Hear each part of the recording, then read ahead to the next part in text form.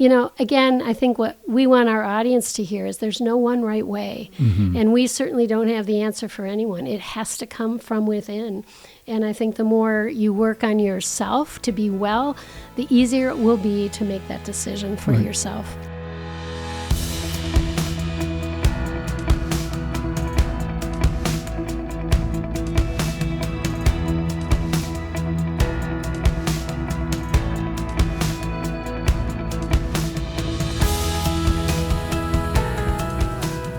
Welcome to the Faithful and True podcast. We're happy to be back with you today with our usual host, Dr. Greg Miller.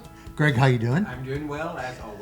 Greg, That's not true. I'm not always doing well, but it seems like when I'm doing podcast, I'm doing well. Well, we're Sit happy. next to Randy. Yeah. We see you smiling today, so that's a good sign. Well, we have two guests with us today from the Faithful and True stable of licensed family and marriage therapists. We have our director, Debbie Laaser. Deb, good to see you. And we also have Elizabeth Hardesty. Hello. And these are two of our valued therapists here, licensed therapists here at Faithful and True. And we have everyone together today to talk about the subject of, can a woman be well and stay in a relationship with a man who is not sober? Right. And I think that this is a complex topic. And so we're glad, Elizabeth, you're the one that brought this up as a possible topic for a podcast. So kind of where did this come from? Yeah, well, this question and just this wrestling, I would say, was brought up to my attention by a couple of women that I work with, and I would say it's even something that comes up often in our group discussions. As a woman is wrestling with what does health, what does wholeness, what does healing look like for me, and is it dependent on the healing of my husband, Right. So it really comes out of that, from a couple women bringing this up to me, and I thought, well, this could be a good podcast discussion potentially. Right. And Randy already mentioned this, but I do think it's helpful to have a sense of the context in which the conversation will come from. So first, y'all are both licensed therapists. You've been educated, you've been trained, you have a lot of clinical experience. You also have a lot of conversations with women who are wrestling with these topics. And you also come from your own experience of recovery. And I think that's part of what makes the Faithful and True team so powerful, especially for our wives, is that the women here at Faithful and True have navigated and asked some of these questions themselves. And so I think that really brings a depth to the conversation today. Kind of another principle that just is helpful for us to start with, it's not our nature here at Faithful and True to tell anyone specifically what they should do. We may offer a suggestion, but really what we're going to be doing today is offer some questions or some approaches that a woman may take to really discern this for herself. Because ultimately, those decisions that we feel empowered to make are those decisions that are going to be the easiest for us to live into. So it's kind of, with that said, we can kind of dive into this. And so what are some of the factors or some of the questions that would be helpful for a wife to ask herself, or maybe in the context of her community, how to move forward if she is aware that her husband isn't sober? You want to start? Oh, you can start if you want to. Well, I would say, first of all, it's probably important to know what she knows. If she's just surmising that he's not sober, or does he agree to be honest with her when he slips? That's more or less our protocol here. Our suggestion for couples is that if they want to live in honesty, which is a foundational piece to doing well in a coupleship, that there is conversation when there's a slip or relapse. So I would think that she would want to continue to have that as a basis, because depending on what kind of acting out we're talking about, what breach of sobriety has happened, that may influence her decision. Right. And I think that's even a great way to begin. It's even the nature of the loss of sobriety that is impacting the relationship. We have men who come from a wide range of acting out. And for some of them, they're able to give up some of the acting out that involved other people, that crossed the flesh line. And so in this particular case, a wife would want to evaluate what is the nature of the acting out that is breaking the sobriety. I would also say another factor is, and what type of effort is being put into being sober? Because there is a difference between the man that is putting some energy and effort towards sobriety and not being successful yet, versus the man who is just determined he's going to accept acting out as a part of his life and is wanting his wife to live with that. So even understanding kind of where the spouse is on his recovery and his motivation can be information that's helpful for a wife to assess this question. Might be. Right. I think either way, whatever, wherever it is on the spectrum there, I think just for her to understand what's true, what's the reality. A quote I often like to use with my wives is from M. Scott Peck, where he says, "The greatest gift that we can give to our mental health is a dedication to reality at all costs." You know, and so for her to be living in the reality of whatever is true. Is it true that he is making an effort to work on his sobriety? Is it true that he's not? Like, whatever is true, so that she knows she's not living in a place of denial or, you know, minimizing the reality of whatever it may be. Right, or even the chaos of uncertainty. I think, Deb, that's part of what you were talking about, is if there's not clarity about what is going on in the husband's sobriety or recovery, and she's trying to surmise or ascertain, even the lack of clarity is part of what creates the chaos. Speaking of that too, Greg, it might be important for them to be able to identify how they define sobriety, because our definition gets more specific and includes pornography and masturbation, emotional and physical affairs, and lying. And so for some, and depending on even the 12-step groups they're a part of, they may not include the definition of, say, masturbation as being part of sobriety. So there's a need to be on the same page, so to speak, about what one means when they say they are or they're not sober, and again, what the acting out is. It's going to be perhaps a lot more dangerous to a woman if there's unprotected sex with one-night stands, for instance, versus slips with pornography or a slip with masturbation. Absolutely. And I think that part of it is, you know, I think the question is this idea of emotional health, physical health. Can I stay and be healthy if my husband is not sober? And there's also that piece of safety. We know that emotional and physical health are dependent upon some aspect of feeling safety or creating safety for myself. And so if I know that my husband is engaged in behaviors that are unsafe physically, then that's going to impact how I move towards him and even the boundaries that I'm going to be wanting to create. I have another one on my list, which was, I think it's going to be really important when someone's making this decision to fully understand what addiction is about. Because I think when you don't understand, it's still very easy to personalize the behaviors of another person. If there's understanding and you can really take it in, not only at a head level, but a heart level, that I didn't cause this in my husband, and that there is a lot of trauma involved in his life, whether it's abandonment or abuse, that contributes to the way he manages pain in his life. I think in that place, she can move towards emotional and spiritual health for herself. But a woman that doesn't understand that definition, I think, will always wonder and even be told by some that she is the reason that it happens or she's the cause of it. Her self-esteem may really be damaged because of it and may never find good healing if she sits in those old core beliefs. Well, and even kind of that implied message that in some way she is responsible for the addiction, what can also be assumed is, well, then therefore you're responsible for the sobriety. So if your husband's not sober, there must be something you're not doing that supports him or even makes sobriety possible. And one of the things that we clearly want women to understand is they are not responsible for the addiction and they are not responsible for the sobriety either. And as you mentioned, old pain, old trauma, again, we say it often, but we can just say it again. If we understand the nature of addiction and how the past influences that, that is never an excuse for somebody's behavior. It simply provides an understanding and a context. And when someone really engages that from a healthy place, it can propel them into the recovery and sobriety that they desire.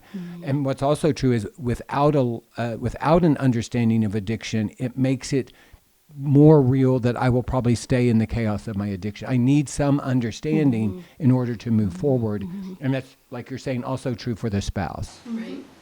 Another big one that kind of that can go into is that she really is making a choice to stay because she wants to stay, not because she feels that she needs to, from a place of maybe her own feeling inadequate or financially that she needs to, or for the kids that she needs to, or maybe because he's not capable and she feels she needs to be there to take care of him.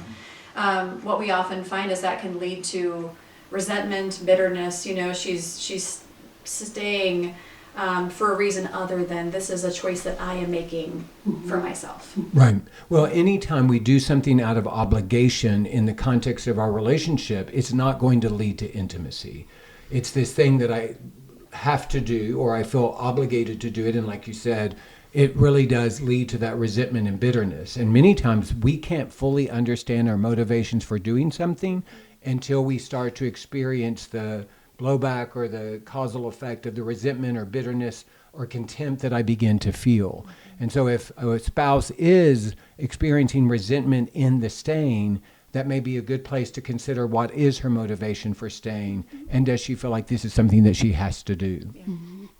And also, what are her needs? I think resentment is a wonderful emotion to lead us to question what I need. And so that is part of our work, too, is to make sure that she's getting her needs and desires met in healthy ways. And if she can do that, I think it's very possible to be emotionally and spiritually well, even though this is going on. It's certainly a lot more difficult. And in some ways, she'll have to look to other people to fill some of her needs and desires, like emotional connection, for instance. Right. If depending on the amount of lack of sobriety, any kind of lack of sobriety or coping, which is what we use to talk about exiting emotions we don't want to have, is also going to draw you away from the relationship. So if there's a lot of that going on, then the consequences, there will be less emotional connection. They just go together. Right. So if that's the case, and we know that part of our desire to be well is to have emotional connection in our life, there may be a need to find that in other healthy ways. Good friendships, perhaps, family. Right. The temptation would be to go have an emotional or physical affair yourself, which would not be a good solution to being well. Right. Well, and I think maybe it'd be helpful to distinguish. I do believe that there are those circumstances, maybe financially or for other reasons, where separation or divorce or the ending of the relationship just isn't realistic, at least right now. And so there could be a difference of saying we are sharing space together and we are no longer in an intimate relationship with each other. We are cordial. We have figured out how to navigate together, but there really isn't a lot of intimacy and connection. And so there may be women who are listening that would define, yes, they are still in the marriage or still in the relationship, but the reality is, because of circumstances, they are sharing a space and they have created either intentionally or unintentionally some pretty strong boundaries around intimacy. And so what I would say is, in that case, yes, you can have wellness, recognizing the limits of your circumstances and options, at least for a season, and then creating some strong boundaries to keep yourself safe. It's really good. It's not black and white, right? Right. It really Nothing is around you know? here, is it? No. But it is more No. internal, of paying attention to is there bitterness? Is there resentment? Do I feel like I'm stuck? Like I don't have a choice here, versus what I hear you saying, like, no, I do have choices. And it may be a both and. It may be not black and white. Yeah. Right. I think the question I always like to leave people with as they're making choices is, does the choice they're making give them more peace and joy? And I think when we can answer that affirmatively, we know that we're probably in the direction of the Spirit within ourselves and that we are moving towards our own wellness.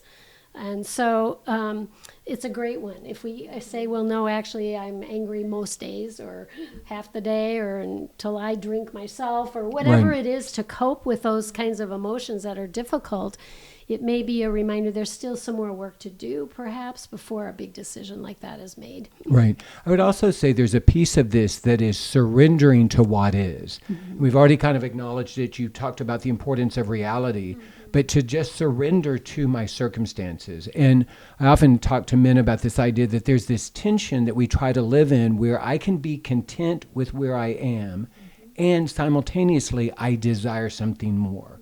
And that contentment piece, what we learn from the scripture is contentment transcends our circumstances. So in any circumstance, I can be content. And so maybe I am in a situation where my husband is not sober and this isn't the relationship that I desired. And so I can be content in this situation while simultaneously wanting more for myself and for my relationship. It becomes complicated, though, if all of my energy is more about wanting something more, because then if all I'm doing is wanting something more, I live this life of disappointment and maybe a desperation. I often say, though, if all you have is contentment, that can easily slide into apathy and placating. And so it's that tension. I can be content with where I am, and at the same time, I can desire more.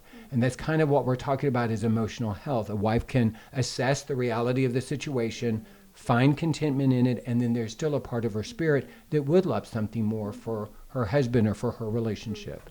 I think the piece I would add to that is we talk a lot around here about grieving.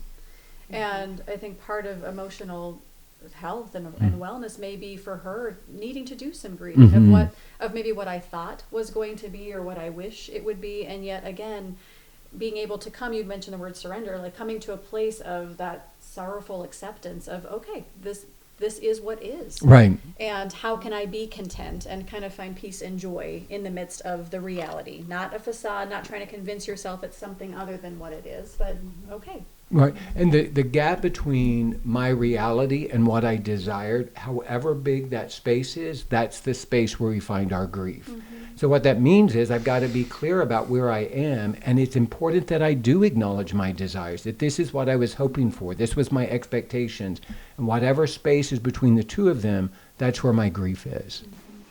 I would say another piece of making this decision or living in well-being yourself is looking back at whatever trauma there has been in your own life, or modeling, I should say. I find that in working with a lot of wives, they do have desires and needs to have certain things happen in a relationship. But when we get talking about what she knows about that and looking back at her own life, a lot of times there's been no modeling to this really almost fantasy life that she's dreamed up in her head, or seen on TV or movies or whatever it is, and that she's really fighting against not having much to connect to in reality to show her what was really great about living in her own family system. Right. So that can be extraordinarily helpful, and I think sometimes people's experiences have been so good that it's almost hard to imitate them themselves in their life, or sometimes they've been so bad they have no idea what they're even looking for. Right. And it becomes that constant searching for something that you'll never maybe acquire, and in the meantime find a lot of depression or disappointment as you're searching for that. Right. Well, and in some ways, the question of can I be healthy and stay, you will be answering that you will be answering that yourself as you attune to what's going on. Like if being in this relationship leads me regularly to intense anger, or moves me towards constant anxiety, or I'm feeling these waves of depression, then in some ways I'm telling myself, actually, in this way I can't. Now maybe I can shift something. Maybe I can make myself less available. Maybe I can change my expectations. Maybe I can live more clearly in reality. But if I'm constantly in some sort of disruption, being in this context, it is important for me to recognize if something doesn't shift, then maybe the answer to the question that I'm answering for myself is no, I can't stay in this situation. Another one we want to mention is that she is working to heal and to explore her sense of blessing. That she knows her worth and her value are not ultimately found in him, whether he is sober or is not sober, but that she really knows and can claim and own her belovedness for herself. And that, I think, is a journey, isn't it, for all of us? Yeah. Every woman that we work with, whether she is staying, not staying, ultimately it is kind of finding that foundational truth. Right. I'm just curious, as you work with women and you're hearing their stories and their experiences, are there some cultural messages that they are being given about marriage, about their responsibilities, even their false ownership, like this is your responsibility? Are there some messages out there that seem to be coming up that can create some complexity for women as they're trying to evaluate what they do in the context of relationship? Oh, absolutely. I just had a session today, in fact, earlier this morning. I don't make Now this that you up. mention it. It often seems like when I'm talking on a podcast, I've had a session. But a wife was admitting that she gets so confused because she's had mixed beliefs coming from her church and from her family about staying, not staying, that you should stay at all costs, that if someone's doing this, you should leave at all costs, you know. And she said, I just can't figure out what I'm supposed to do. And I said, well, that'll be part of our journey, is talking through that and where all of these beliefs have come from and where you want to land today. That's your adult sense of what's true for you. And that can be very confusing because really, when you think about it, that's what adults do for us as we're younger and growing up. They're pouring into us their beliefs about how to live well. And it's done in a good place, I think, and with the intention of helping us, but it's sometimes it also doesn't feel like we have choices then, that we have to live it this way. And that creates, I think, a lot of hurt for many people when they start feeling that dissension from, well, that hasn't really worked for me, or it's not working for me now. And that's when I really like to encourage them to think about those belief systems they're carrying. Would you say in y'all's experience that there's a generational issue to some of those messages? That if you're working with a younger woman, there may be certain messages about relationship and marriage that could be different if someone was older? Or are you kind of surprised that it's pretty universal? I would say I'm somewhat surprised. Yeah, I think it's universal, frankly. And so I think part of it is even having support, whether it's in a therapist office or with my community, to get in there and figure out what are the core beliefs, what are the messages that I've had about marriage, about my role as a spouse, and how they are showing up in my current situation, either keeping me stuck or pushing me out or in some way maneuvering me, creating pressure for me. I don't think we often think about exploring our belief systems. You know, we just don't until someone comes along and says, well, let's talk about what do you really think about what happened there? Like, well, I don't know. Right. No one ever asked me that before. Right. You know? So it's a great part, I think, of the counseling system is to be able to process, is to have someone help you identify what you really believe and why, and is it still current today? Or do you want to update that somehow, or throw one of them out? You know, we can do all of those things as our own adult today. Well, and I think what is true is what's difficult about this is if we do ask somebody what they believe, typically they will tell us first what they were told to believe or what they're supposed to believe. And so it actually takes some intentionality to kind of dig below the surface. And one of the things that I believe is that if I want to understand my belief system, I need to look at my choices. You know, one of the best ways to dig in is if somebody says, well, why did you choose that? Typically there's some core beliefs or organizing beliefs that are driving that. And so as a wife is trying to discern how she wants to show up in a relationship with someone who is not sober, getting in there and in community or with a therapist, figuring out how are my beliefs showing up in this context, either to stay or not to stay. Very important. Yeah. Do you have another one? Probably. Now that you mention it. I really think because our needs and desires in our relationships are generally they're understandable, and we all have needs, which is why relationships are so valuable to us. Is we have a way of living with other people, and life can be difficult. I think, though, when we have so many expectations of our spouse to take care of those needs for us, if we're going to live well, I think we need to also grow our relationship with God and how He is going to help us find safe solutions for understandable desires that we have. And even to come up with more ideas than we come up with. We were also talking about this today with one of my clients. Because we're kind of limited in our thinking, and I think one of the things I love about this journey is, and especially now that I don't have a spouse who can serve desires of my heart, it's especially important that I'm letting God help me know. How will you help me? Because I'm kind of out of ideas for how to get this desire met in a safe way. And I think one of the ways of growing our relationship with the Lord is just watching all the ways he comes up with. And it's amazing. I mean, he truly is there. And a lot of times we're missing his communication with us because we're so busy or we're so focused on somebody else giving it to us who it can't or won't. So. Right. I think along those lines, there's this energy that can show up being the martyr. You know, you talked about kind of the spiritual journey, and we can feel obligated to our spouse, but we can also have the energy of obligation to God, that I'm supposed to do this, that I'm expected to do this. And if I'm not careful, I do end up in that victimized or victim role. I feel martyred. And so that's not what we're talking about here, of just this is what God wants me to do, but it's really an openness to see what God's invitation would be in the context of this situation that you find yourself in. So good. I think another one is that she really is making the conscious choice for herself that she wants to be well. Whether she is choosing to stay or choosing to not stay, that she is going to continue to pour into her own healing, to her own growth, to her own transformation. And again, I think checking her heart, like it's not so that she is one up from him, like better than him, or she can look down on him or blame him or shame him, but just it's truly motivated from her heart of this is who I want to be. This is the character and the formation of who I want to be as a woman. Right. And so I think that can be a big one too. You know, Deb, you mentioned this kind of this idea of there.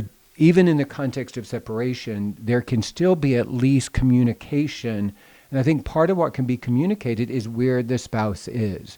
That if she's choosing to stay, she can articulate that, and these are the boundaries, and this is how I'm going to show up in the relationship, versus kind of that silent withdrawal that can easily become a pattern.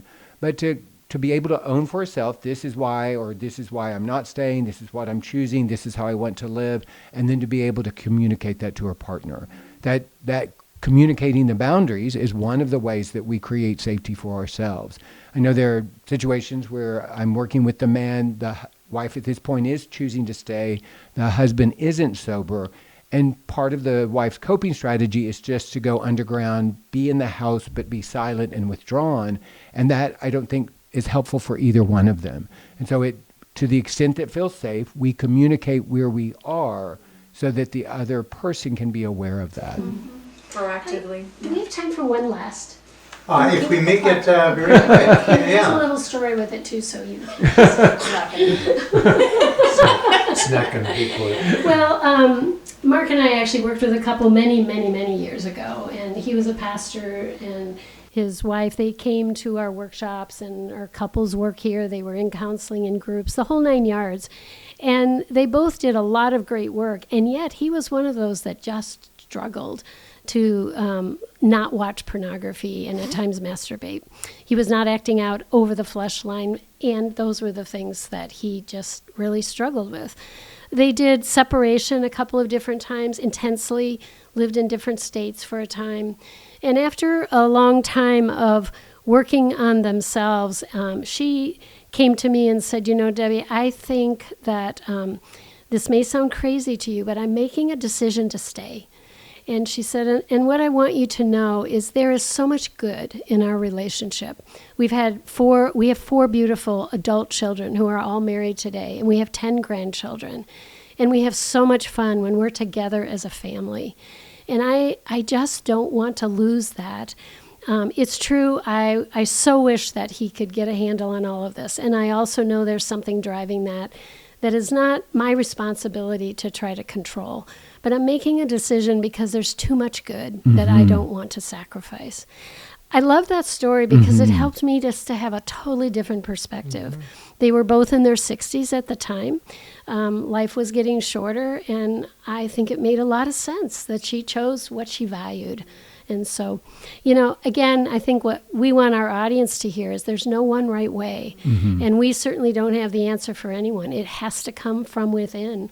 And I think the more you work on yourself to be well, the easier it will be to make that decision for yourself. And one other thing I would add is, and there would be hope that eventually he could be free. Yeah. That he would have that hope, that he would have that persistence and that resilience to continue to ask the question, what do I need in order to be free? Yeah, I would hope so. Although the truth is, we kind of lost connection at that point, Right. and I think she felt like she was... Even without that, she could be there. Yeah, so I don't really know how the story ended. Right. Okay, Randy. I'm going to give a very abbreviated ending to today's podcast. We thank you for joining us. We thank Debbie and Elizabeth for being with us today, and we hope that you have benefited greatly from this great conversation. We invite you to once again visit our website, faithfulandtrue.com. Check out all of the free resources and the online information and registration for our 3-day intensive workshops. And until we see you again, we hope that this week is a week filled with many blessings and with great vision.